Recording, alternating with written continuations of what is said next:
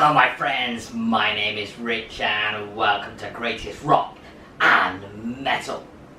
On Greatest Rock and Metal I talk about what are for me the greatest rock albums, gigs, bands of all time based on listening to thousands of albums and going to hundreds of gigs.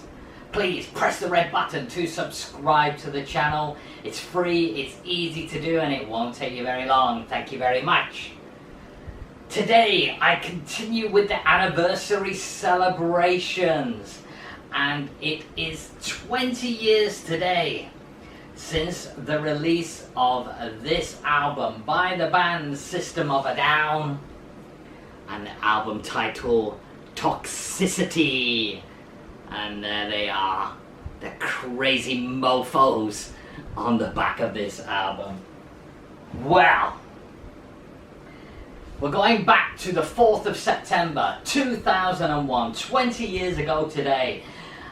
And within the world of rock and metal, we're in the grip of new metal mania. We've got bands like System of a Down, Slipknot, Disturbed, Korn, Limp Bizkit, all dominating the rock and metal field, and I loved it.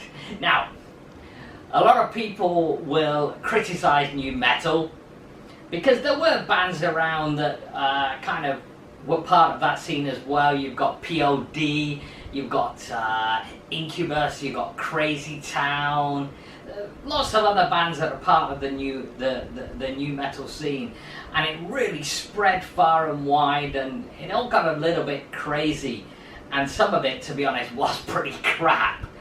But those first bands that I mentioned, they made some good stuff. Yes, even Limp Bizkit, everybody's guilty pleasure. You cannot deny that Limp Bizkit are a great band live. But talking of great bands live, System of a Down live, unbelievable as well. But anyway, let's talk about a little bit of the history of System of a Down first. They were formed in 1994 in California. Now, the heritage of the band was very much not from California, but from Armenia. The two main founder members, Darren, the guitarist, and Serge, the vocalist, actually went to an Armenian school together, but they didn't know each other at the school. It was only later on in life that they met and formed the band. And that Armenian heritage has played a big part in the music that they've created. I kind of term their music Armenian jazz metal. That's my term for it anyway. And because it's such a mixture of all sorts of stuff. There's obviously a very heavy Middle Eastern influence to their music, and I call it jazz because it kind of goes off in all sorts of directions in the space of pretty short songs, most of them. And of course Serge's vocals are very, very Middle Eastern influenced as well. In 1998 they released their self-titled album System of a Down, and it was pretty moderate success for them, but the big success came with Toxicity, released, as I say, in 2001. And just a few weeks before that, the single Chop Suey and the video Chop Suey were released, and it exploded, because not only was it an amazing song, but it was an amazing video as well, and it really played a huge part in the success of this album. I'm absolutely sure of that. Unfortunately, we've only ever got 3 more studio albums from System of a Down. They quickly disintegrated, so we've had nothing from them apart from a couple of singles in 15 years, which is really, really sad, because they really did make some fantastic albums. Now they still are together, kind of. They headline festivals on a sporadic basis, and they were due to go out on a tour until COVID took control of the world. But it seems unlikely that despite 2 recent singles, that we are ever gonna get any new music from them, which is a shame. But going back to the 20th anniversary of this great album, it was a huge success throughout the world, and especially in America. It was debuted at #1 on the Billboard charts in America, and it was really just an album that catapulted the band to huge worldwide success. We're gonna see why and talk about some of the tracks on it in a few moments, but before we do that, let's take a look at rock albums by the sea.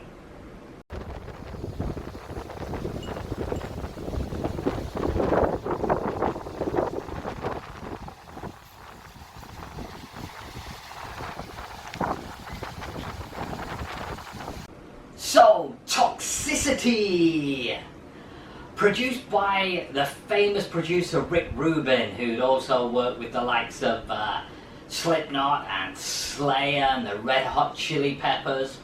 And in fact, Rick Rubin had been involved with the band very, very early in their career. He was very much a champion for them, and he did some sterling work in terms of the production of this album. Although many who've worked with Rick Rubin say he doesn't really do much at all. He's just kind of like a mental guru, whatever the fuck that is for a rock band. But anyway, it seems to work, because to be honest, the catalogue of Rick Rubin's production credits is pretty unbelievable. But anyway, on to Toxicity itself.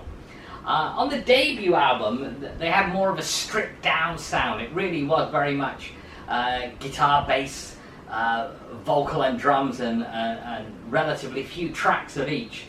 With Toxicity, it's a much more layered album. There's a lot more going on in there, a lot more guitar and harmony vocals going on.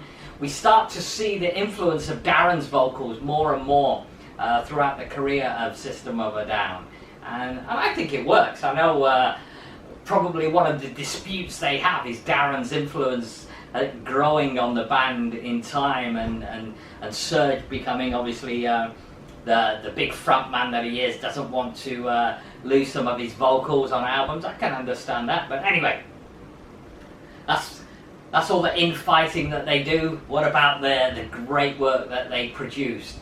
Well, musically, it's still all over the place. Yeah, it's as metal as fuck, but there's all sorts going on this album, as was with their debut, and the lyrics at times are also pretty nonsensical or pretty crazy. But again, that's what we love about System of a Down. Very, very original band, making really original music. And this sold over 250,000 copies in its first week. Like I say, very, very successful album. What are my favourite 4 on here? Well, second track, Needles. Brutal System riff with some scattergun drumming all over the place, and great vocal acrobatics from Serge on this as well. From the clean to scream lead vocals, and one of the craziest choruses you'll ever hear in "Pull the tapeworm out of your ass." Hey, pull the tapeworm out of your ass? Okay then. The song itself, although it sounds a bit crazy, the song itself has got a very serious meaning. It's about drug addiction when you study the lyrics a little bit more, and obviously the title itself, Needles, is a big clue to that. The next song I will choose is the big single, Chop Suey. Probably System's greatest song, certainly one of its most well-known songs. You've got an acoustic bass intro that leads into a massive riff and a mad vocal from Serge, and then we go into a beautifully melodic chorus. I don't think you trust. Before the song continues in its mental riffing all over the place, and self-righteous suicide. Now, those 3 words, self-righteous suicide, were to see the song banned just a few weeks after it was released. Why? Well, because sadly, the famous date in the history of America, September the 11th, 2001, was the terrible events where the suicide bombers, hijackers, that's the word I was looking for, sorry about that. Suicide hijackers took over some planes, and the resulting Twin Towers catastrophe that came from that. So the song was one of many songs that were struck off, not allowed to be played at that time in America. But didn't do the album much harm because it continued to be a big seller even after the 9/11 atrocity. The next song I would choose, I absolutely love this song. The song is Bounce.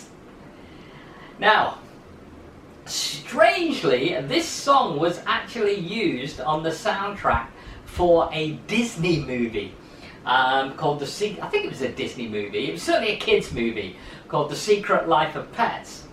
Now, whoever chose it either had a brilliant sense of humour or had no idea what the song was about, because the song's actually about group sex and how all the girls would have fun with just one pogo stick.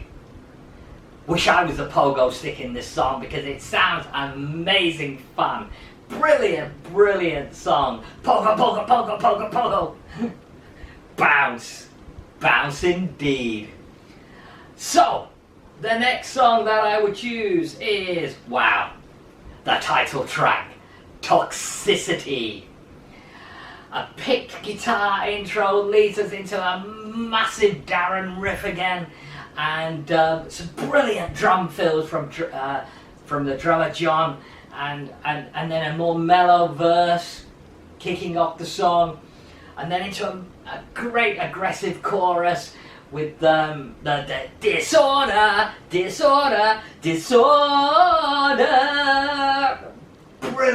Brilliant song. For me, this song will be forever associated with the Nigerian wedding. If you've no idea what I'm talking about, Google System of a Down or Toxicity Nigerian wedding, and you will see one of the greatest wedding videos of your life. Unbelievable. And in fact, one of the things that this proves is the worldwide appeal of the band System of a Down, helped by the brilliance of this album. So, what about seeing System of a Down live? Well, I've been into the band right from the very beginning, right from the debut album, and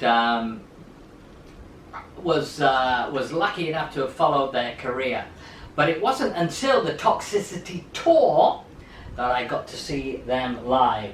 And it was at the Birmingham Academy in the UK, pretty faded ticket, in March 2002. Price of this ticket, an unbelievable, I can't believe I'm going to say this, 12 English pounds. This was only 20 years ago when I got to see System of a Down for 12 English pounds. Wow. Now, this gig. Now, to be honest, any of you who know Birmingham Academy, which will be hardly any of you, will know that it's a crap venue for seeing bands. I really do not like it at all. And it was completely the wrong venue for System to be playing. They were huge in the UK and all over the world at this time. And the Academy probably only holds about 2,000 or 3,000 people, and they were rammed in there. It was almost impossible to see. The atmosphere was electric, but by God, I'll never forget the heat in there. Unbelievable heat. So the band comes on, they do a 19-song set list, and right from the off, it's mental, absolutely mental. The opening 3 songs, Prison Song from Toxicity, No and War, and bang, was straight into this gig. And it wasn't until about halfway through the gig that there was a bit of a kind of more mellower time when they played ATWA, Spiders and Aerials, which cooled things down a little bit, before we're into those final 6 songs, which were just absolutely mental again. They finish off with, listen to this, they finish off with Needles, Science, Toxicity, Sweet Pea, Sugar and Plaque. And I tell you, when I walked out of that venue, it's like I've been in a swimming pool for the last hour and a half. I was absolutely soaked through with sweat, with all the moshing that had been going on, and all those people rammed into this tiny venue. Unbelievable, unbelievable it was. I have to say, having seen System of a Down since then, they're just not the same band anymore. And it's really clear that they just don't get on. When they play live now, it seems really like there's just 4 individuals very much playing for themselves. Serge isn't as energetic a frontman as he used to be in terms of cajoling the crowd. Don't get me wrong, they're still okay, but nothing like they were back in the day. And it's a real shame, because System of a Down as a band are just an awesome band, and I really wish they could find a way to get it together again and really put on some amazing shows again and give us some new music. So there you have it. 20 years since Toxicity. Get it out today if you've got it. Give it a spin if you haven't got it. Download it, stream it, buy it, whatever. It's a classic, crazy album. And as metal as fuck. So, thank you very much for watching. Please press the red button to subscribe to the channel. Free, easy to do. And I hope to see you again soon. And until next time, remember, as always, we rock.